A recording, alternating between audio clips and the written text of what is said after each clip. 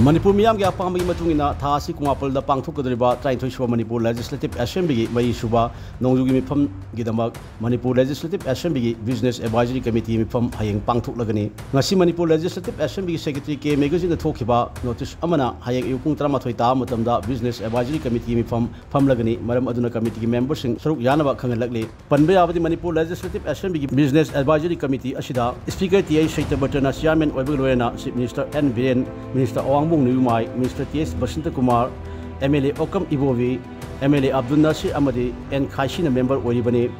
Numit Kerni Yomangda, United Naga Council, UN Senatadro Kiba Press Statement Amada, Naga MLA Singta, Sikumapanda, Satagadoriba, Assembly Meephamda, Yaodaba Country Kavani, Madam Aduna, Hayang Pangtukadriba, Manipur Legislative Assembly Business Advisory Committee from Ashida, Committee member Oriba, Naga MLA Awang Nuyumai Amasong, and Kaishi, Yagadra Nataga Yaroidra Hibadu, Tamangam Lady.